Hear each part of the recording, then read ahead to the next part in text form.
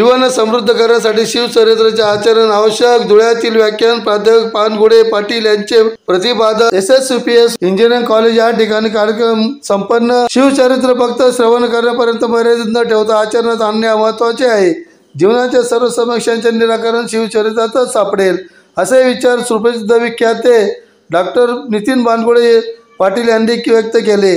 श्री शिवाजी विद्यापरिषद संस्थेच्या वतीने शिवजयंतीच्या निमित्ताने 3 दिवसीय शिवचरित्र व्याख्यानमालेचा आज शनिवारी शुभारंभ झाला। प्रथम पुष्प सुप्रसिद्ध शिव व्याख्याते डॉक्टर नितीन बानगुडे पाटील यांनी गुंफले त्याप्रसंगी ते बोलत होते। प्रारंभी संस्थेने घेतलेल्या शिवचरित्र व्याख्यानमाला स्पर्धेत प्राथमिक गटात प्रथम क्रमांक पटकावलेल्या चावरे इंग्लिश मीडियम स्कूलच्या चिन्मय निलेश शेळके याच्या प्रताप गरवडे पराक्रम या विषयाचा छोटेखानी व्याख्यानमालेने श्रोतांची दाद मिळवली व अध्यक्षस्थानी धुळे जिल्हा परिषदेचे माजी अध्यक्ष सुभाष देवरे होते, तर प्रमुख अतिथी म्हणून अपर पोलीस अधीक्षक किशोर काळे होते। देवपूर पोलीस स्टेशनचे पोलीस निरीक्षक धनंजय पाटील उपस्थित होते। मान्यवरांच्या हस्ते छत्रपती शिवाजी महाराजांच्या प्रतिमेला पुष्प अर्पण करून अभिवादन करण्यात आले।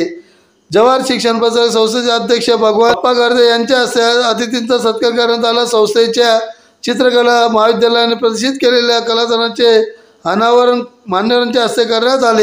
व्याख्यानमालेचा आस्वाद घेण्यासाठी ज्येष्ठ नागरिक, महिला व पुरुष विद्यार्थी व तरुणांसह मोठ्या संख्येने मैदान खेचून भरले होते।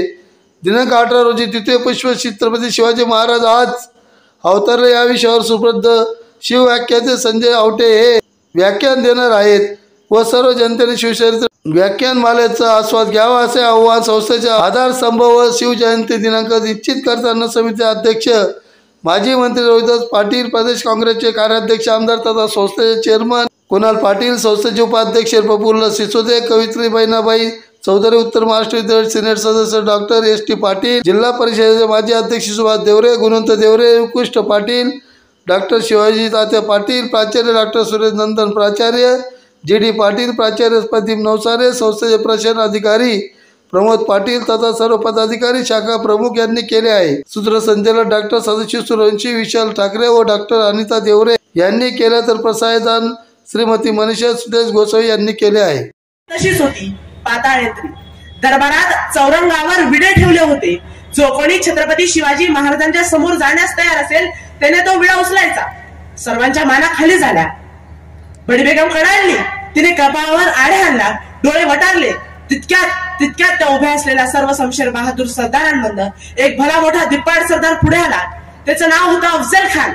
तो बोलला, मैं शिवाजी को लाकर हुजूर के आगे पेश करूंगा, आणि तो निघाला। बडी बेगमने त्याच्यासोबत घोडदळ, पायदळ, हत्तीदळ अशी 40,000ची फौज दिली होती। इकडे महाराजांची दररोज गडावर खलबत चालली होती।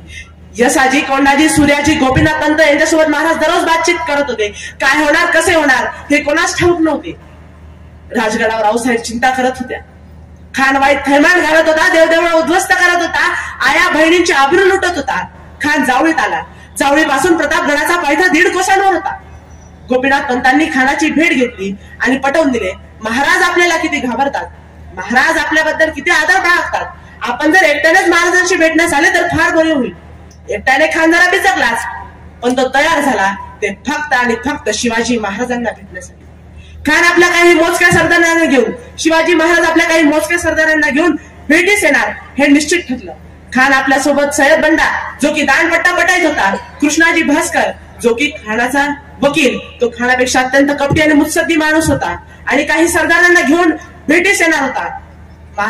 आणि भेटीची दिवस ठरला मार्गशीर्ष शुद्ध षष्टी। या दिवशी काय होणार, कसं होणार हे फक्त आणि फक्त ब्रह्मदेवालाच माहिती होतं। महाराज आपल्या सरदारांची निवड करत होते। प्रत्येकाला वाटत होतं त्या काळा झडप घालणाऱ्या खानापुढे जेव्हा महाराज जातात तेव्हा महाराजांबरोबर आपणच राहायला हवे। पण ठरल्याप्रमाणे या संस्थेचं कार्य अव्याहतपणे चालू आहे। 2010 पासून ही व्याख्यानमाला आपण अखंडपणे चालवत आहात। संस्कारातून विचार आणि विचारातून आचार हे सूत्र फार महत्वाचं आहे। कारण पराभव पहिल्यांदा रणात होत नाही, पराभव पहिल्यांदा मनात होतो। जी माणसं मनानं पराभूत असतात जिंकूच शकत नाहीत आणि जी माणसं मनानं जिंकलेली असतात ती रणात पराभूतच होऊ शकत नाहीत. रण कुठलंही असो ते जिंकायचं असेल तर पहिल्यांदा मन घडणं महत्वाचं आणि या व्याख्यानमालेच्या माध्यमानं उद्याच्या पिढ्यांची मनं आपण घडवत आहात हे अत्यंत गरजेचं आणि महत्वाचं आहे. रण जिंकणारे मावळे सज्ज झाले. मासा जिजाऊनी इथल्या मुलांच्या हातात पहिल्यांदा तलवारी शमशेरी दिल्या नाहीत. शुभाराजांना जे आवश्यक आहे ते सगळं शिक्षण त्यांनी पहिल्यांदा दिलं. 12 वर्षाच्या शुभाराजांना घेऊन मासा जिजाऊ ज्यावेळी पुण्यात आल्या त्यावेळी त्या पहिल्यांदा गेल्या त्या आळंदीला. माऊली ज्ञानेश्वरांच्या समाधीचा त्यांनी जीर्णोद्धार केला आणि भगवान श्रीकृष्णाला कुरुक्षेत्रावर अर्जुनाला युद्ध प्रवण करण्यासाठी जी भगवद्गीता सांगितली की प्राकृतातली भगवद्गीता म्हणजे ज्ञानेश्वरी पुन्हा लोक माणसामध्ये पोहोचवण्याचं कार्य केलं. कारण मन घडल्याशिवाय उद्याचे अर्जुन कुरुक्षेत्रावर लढाईला सिद्धच होणार नाही हा त्याच्या पाठीमागचा मासाहेबांचा हेतू होता. तिथून त्या गेल्या देहूला. जगद्गुरु तुकोबरायांची भेट त्यांनी घेतली. मूर्ती हे जन न देखावे डोळा म्हणून कळवळा येत असे. कीर्तनाच्या माध्यमातून जगद्गुरु प्रबोधन करत होतेच पण मासाहेबांनी सांगितलं लोककल्याणकारी राज्य उभा राहायला हवं. हे राज्य इथल्या मातीत उगवलेल्यानीच उभा करायला हवं. महाराज आपल्या कीर्तनातून प्रबोधन होऊ द्या. जगद्गुरूंनी पाईकाचे अभंग लिहिले आणि त्या पाईकाच्या अभंगातून स्वराज्याचे नाईक उभा राहिले. इथल्या प्रत्येकाची पहिल्यांदा मन मन मन मन मन घडवली.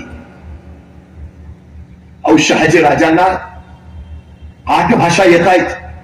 मराठी येते, हिंदी येते, उर्दू येते, कन्नड येते, तामिळ येते, संस्कृत येते. जयराम पिंडे नावाचा विद्वान त्यांच्या पदरी होता. 12 भाषांमध्ये राधा माधव विलास चंपू हा ग्रंथ त्यांनी लिहिला.